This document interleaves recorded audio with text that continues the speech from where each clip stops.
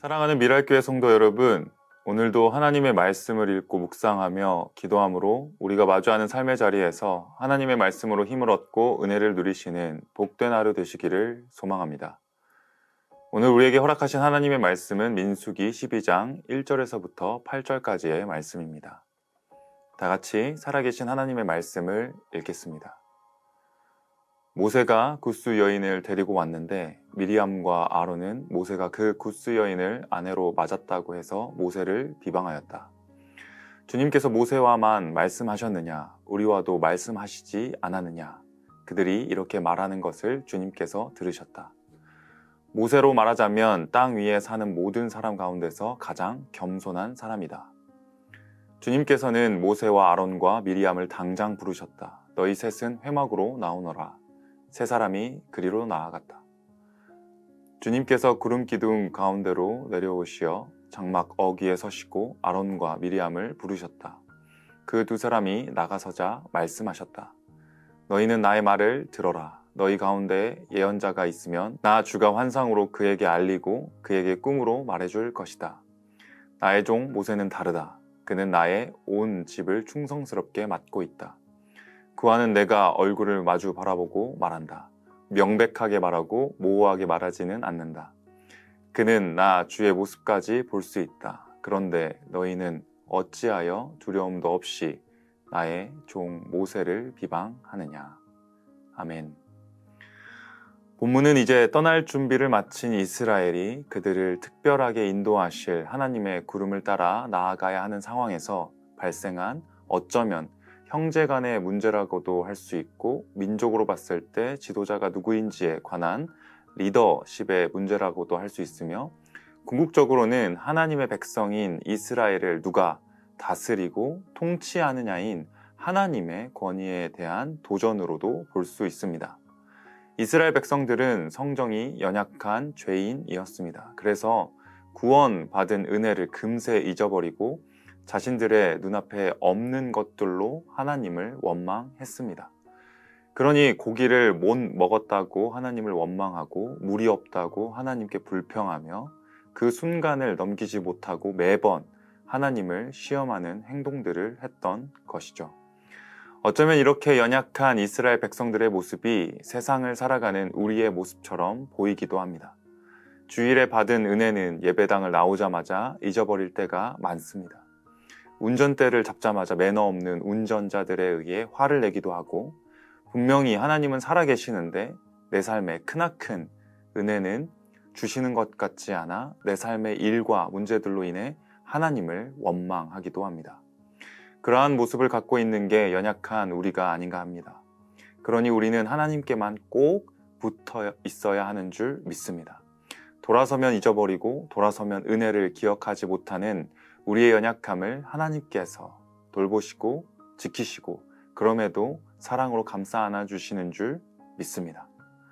오늘 본문의 핵심은 이렇습니다. 누구에게 권위가 있느냐? 누가 이스라엘을 다스릴 수 있는 리더의 자격이 있느냐 하는 이야기입니다. 이와 같은 의문을 가지고 나온 것은 모세의 형제와 자매인 미리암과 아론이었습니다. 본문에서도 먼저 언급된 것이 누이인 미리암입니다. 그러니 누님이 동생 모세에게 또 다른 형제인 아론과 함께 따지러 찾아온 것이죠. 이 본문은 모세가 굿스 여인을 아내로 맞이했다는 내용으로 많이 들어보셨기 때문에 간략하게 두 가지 해석적 차이를 말씀드리고 그 의미를 생각해 보면 좋을 것 같은데요. 첫 번째는 굿스 여인을 미디안에서 만나 결혼한 십보라로 보는 경우입니다. 모세는 40세에 이집트를 떠나 미디안에서 이드로의 딸 십보라를 아내로 맞이했습니다. 여기서 굿스를 일반적으로는 에디오피아로 해석하는데 성경에서는 두 곳의 지명으로 볼 수 있습니다. 첫 번째는 하박국 3장 7절에 나와 있듯이 굿스를 미디안으로 보는 경우이고 두 번째는 창세기 10장에 나와 있듯이 수단이라는 곳을 굿스로 가리키기도 합니다. 만약 미디안을 가리킨다면 굿스 여인은 십보라일 가능성이 있는 것이죠. 그러면 자기 동족에서 결혼하지 않고 결혼을 하여 출애굽 이후에 아내를 보여주고 지도자가 된 모세에 대한 비방을 하고자 문제화시키고 있는 것으로 볼 수 있습니다.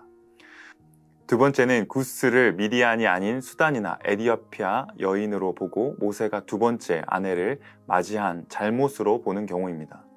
이것은 곧 일부 일처제의 성경적 관점에서 벗어나 일부 다처를 행한 것이기 때문에 잘못되었다는 얘기로 모세가 지도자의 자격이 있냐고 모세를 비방하고자 문제화시키고 있는 것으로 볼 수 있습니다. 첫 번째 해석으로 보면 미리암과 아론이 잘못된 것처럼 보이고, 두 번째 해석으로 보면 미리암과 아론의 행동이 타당한 것처럼 보입니다. 그러나 두 가지 해석 모두 하나의 핵심적인 결론으로 도출되는데요. 그것은 모세가 이 큰 이스라엘 민족을 인도할 수 있는 지도자가 맞냐는 이야기입니다. 미리암과 아론도 하나님께 계시를 받는데 왜 모세만 특별하냐는 이야기인 것이죠.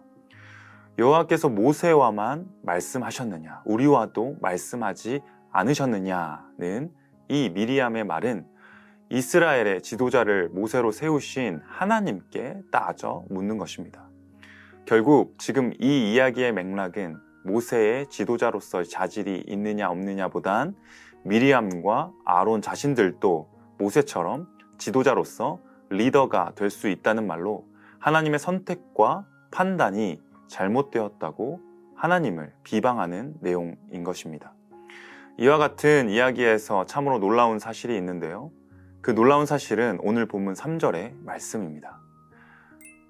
모세로 말하자면 땅 위에 사는 모든 사람 가운데서 가장 겸손한 사람이다. 모세의 80년의 인생을 돌아보면 과연 모세가 겸손한 사람이 맞을까 하는 생각을 하게 됩니다.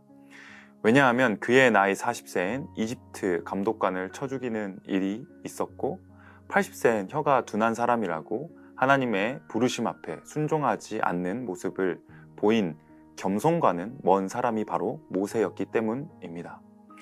어쩌면 그의 인생이 광야로 몰리게 되면서 하나님께서 80세가 될 때까지 모세의 삶을 다듬으시고 만드셔서 하나님이 준비한 사람으로 그의 성정이 완벽하거나 능력이 뛰어나서가 아니라 부족하고 연약한 자이지만 하나님께서 사용하시는 사람으로 독대하게 하시는 그 자리로 하나님께서 은혜로 부르셨다는 이야기입니다.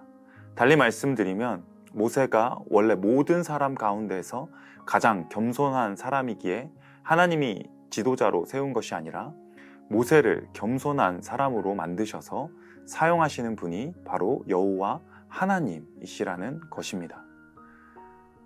겸손함으로 번역된 온유하다는 말은 타고난 기질이나 성품이 그러하다는 것이 아닙니다.